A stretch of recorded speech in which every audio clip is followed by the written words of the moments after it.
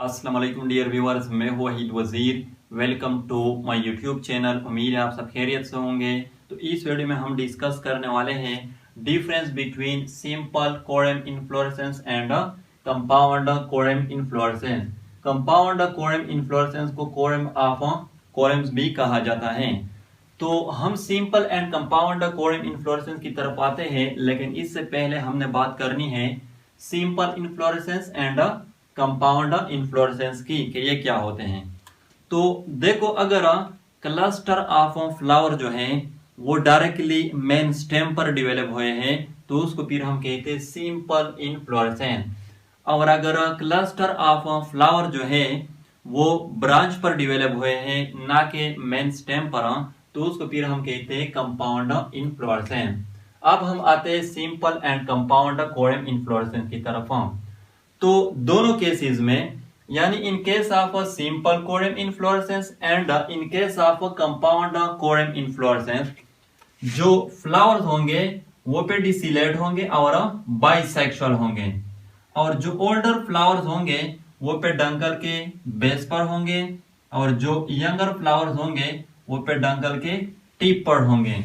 और दोनों केसेस में जो ओल्डर फ्लावर्स होते हैं उसकी जो पेडिसल होती है वो लॉन्गर होती हैं, और जो यंगर फ्लावर्स होते हैं उसकी जो पेडिसल होती है वो शॉर्टर होती हैं, जिसके नतीजे में जितने भी फ्लावर्स होते हैं वो सेम लेवल पर अरेंज होते हैं। तो इसमें डिफरेंस क्या है? डिफरेंस ये है कि सिंपल कोरम इन्फ्लोरेसेंस जो है ये टाइप है सिंपल इन्फ्लोरेसेंस की, और कंपाउंड कोरम इन्फ्लोरेसेंस जो है ये टाइप है कंपाउंड इन्फ्लोरेसेंस की। मेरा कहने का मतलब यह है कि सिंपल कोरम इन्फ्लोरेसेंस में जो फ्लावर्स होंगे वो डायरेक्टली मेन स्टेम पर डिवेलप होंगे, और कंपाउंड कोरम इन्फ्लोरेसेंस में जो फ्लावर्स होंगे वो ब्रांच पर डिवेलप होंगे ना कि मेन स्टेम पर।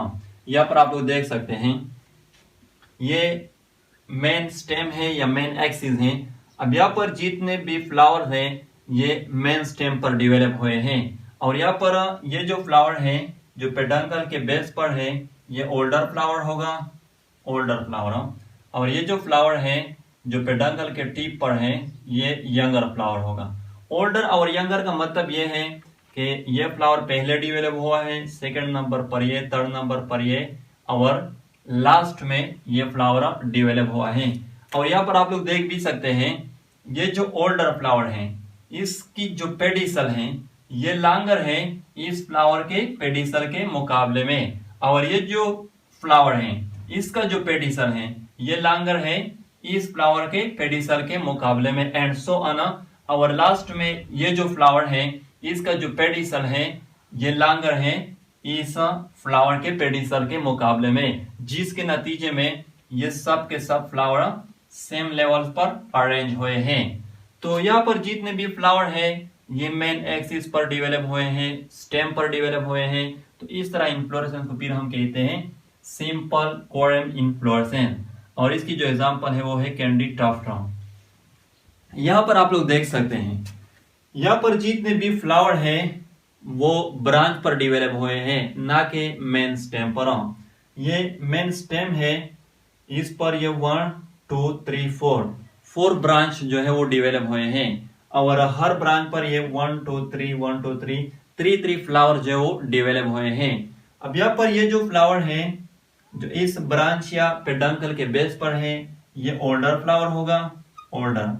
और ये जो फ्लावर है जो टिप पे है ये यंगर फ्लावर होगा। अब यहाँ पर भी ये जो ओल्डर फ्लावर है इसका जो पेडिसल है ये लॉन्गर है इस फ्लावर के पेडिसल के मुकाबले में, और इस फ्लावर का जो पेडिसल है ये लॉन्गर है इस फ्लावर के पेडिसल के मुकाबले में, जिसके नतीजे में ये जो फ्लावर है ये सेम लेवल पर अरेंज हुए हैं। इस तरह यहाँ पर भी सेम लेवल पर अरेंज हुए हैं, यहाँ पर भी और यहाँ पर भी। अब यहाँ पर जितने भी फ्लावर हैं सब के सब ब्रांच पर डिवेलप हुए हैं, तो इसलिए इसको हम कहते हैं कंपाउंड कोरम इन्फ्लोरेसेंस। और इसको कोरम ऑफ कोरम्स इसलिए कहा जाता है कि ये जो मेन स्टेम है इस पर ये जो ब्रांच है ये भी कोरिम्बोज मैनर में अरेंज हुए हैं, और फिर इस ब्रांच पर ये जो फ्लावर है ये भी कोरिम्बोज मैनर में अरेंज हुए हैं, इसलिए इसको कोरम्स ऑफ कोरम्स भी कहा जाता है।